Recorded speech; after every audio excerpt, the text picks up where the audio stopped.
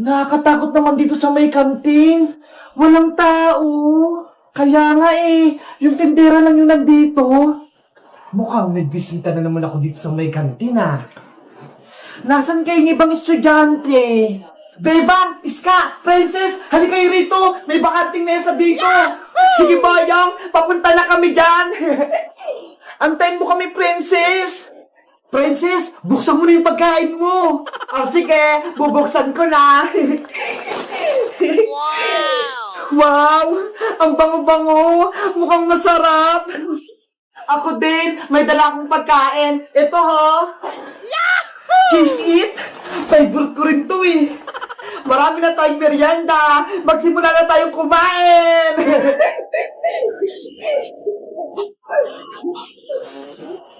Sarap! Bibilis ako kumain para makarami ako. Sarap! Kumain na kayo ng kumain para maubos natin to lahat. Anong nangyayari sa'yo, Bebang? Napupulunan ako. Gusto ko ng tubig. Oh, no! Wala naman tayong dalang tubig dito Ayun si ate. Nagtitinda siya ng juice. Buko juice kayo dyan. O sige, bibili ako. Iska, bilan mo din ako. Nauuna din kasi ako Okay, antayin nyo lang ako dyan Bibili lang ako sa may tindera. Mukhang bibili na sila sa akin. Pabili po, aling tindera.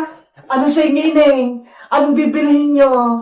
Pabili po ako ng juice yung paninda. Kasi po, yung kaibigan kong si Bebang, napupulunan. Ay, ganon. Sige, saglit lang. May mabibiktima na naman ako.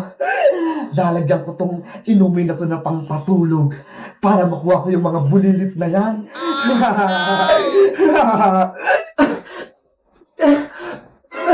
Bilisan niyo po ate! Ibigay niyo na po sa akin yung juice niyo! Eto na! Ubusin niyo tong juice ko Libre na lang to sa inyo. Wow! Ay ganun po! Marami pong salamat!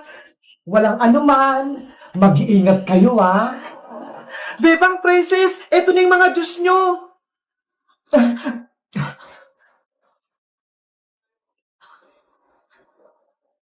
Ano? Okay ka na ba, Bebang? Sumakit bigla yung ulo ko. Inaantok ako. Ako din. Bigla kong inaantok. Ha? Bakit? Bakit kayo inaantok? Oh no! Hoy, Bebang! Princess! Gumising kayo! Nakatulog na rin yung mga kaibigan mo! Ano pong ibig niyong sabihin? Gumana ang nilagay kong pangpatulog sa juice na ininom nila. Kaya pwede ko na silang kunin. Akala ko po, tindera kayo sa may kantin. Bakit nagawa niyo po yun? Hindi niyo ba napapansin itong kantin? Walang tao. Dahil lahat sila, kinuha ko na.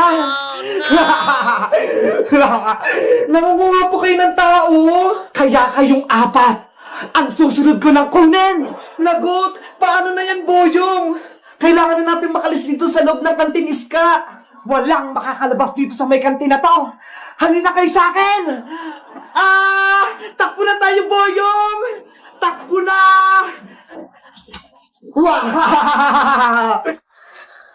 Oh, no. Ang himbing ng tulog ng dalawang bulilit na ito.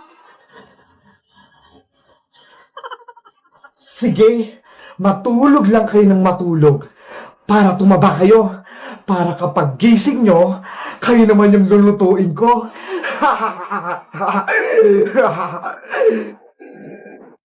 Kailangan na namin dito makalis sa may school. Boyong, antayin mo ako. Bilisan mo kasi, Iska. Kailangan na natin makatakas. Paano naman si Bebang tsaka si Princess? Iiwan natin sa may kantin. Baka meron namang gawin sa kanila yung babaeng tindera doon. Wala naman tayong magagawa Baka patulugin lang tayo ng tindera.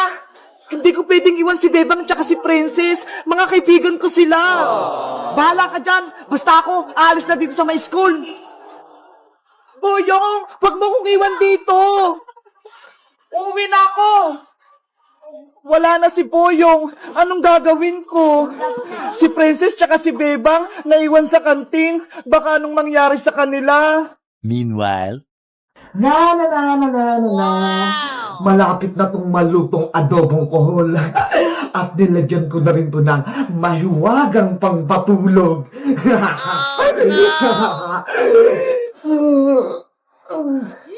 Ay, sakit pa rin ang ulo ko.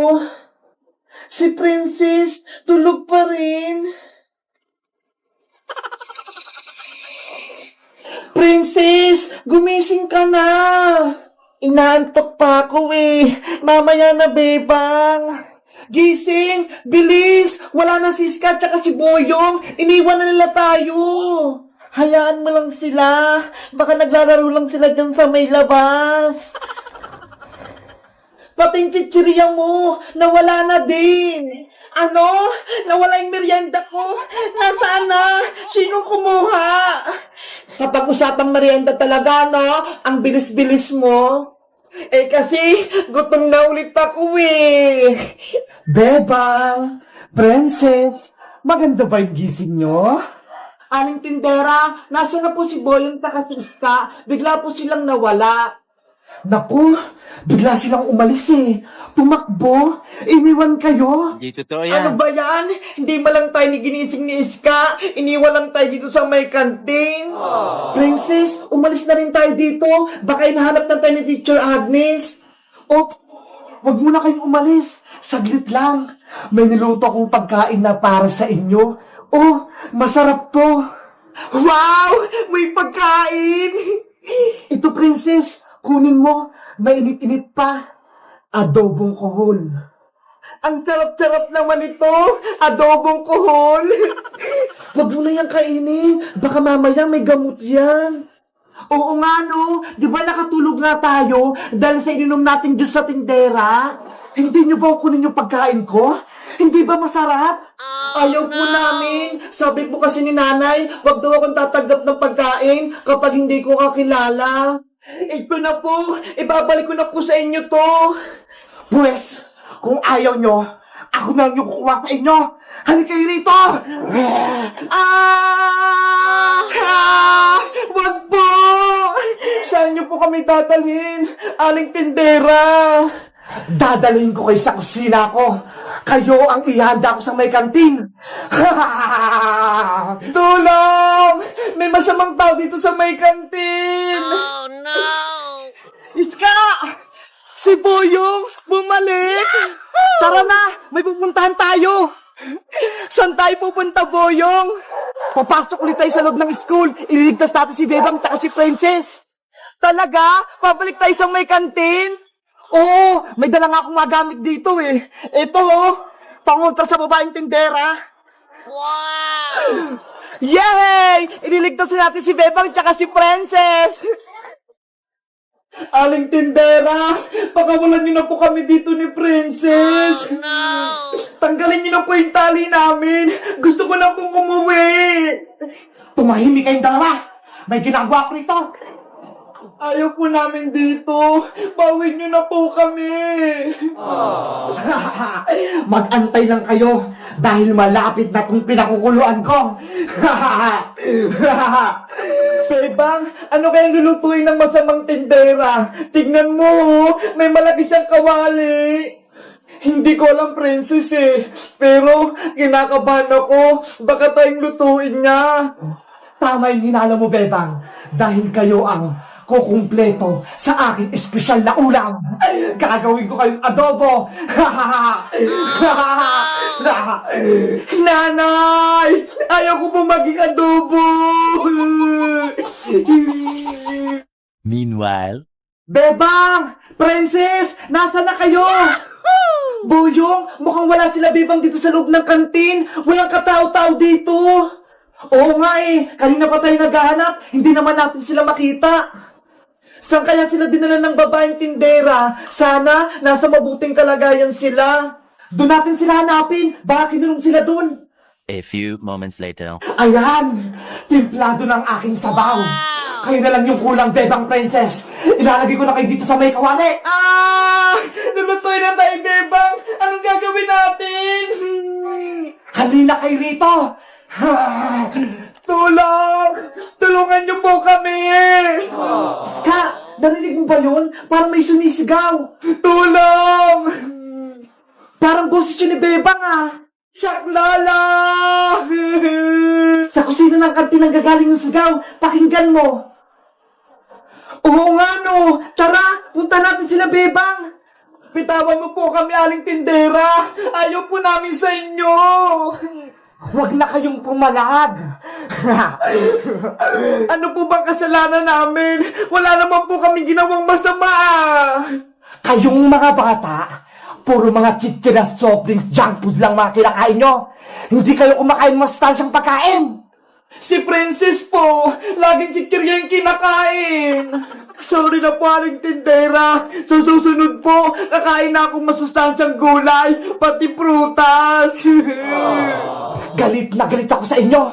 Mga hindi kayo kumakain ng mga prutas at gulay. Hindi na po ako kakain ng chichirya.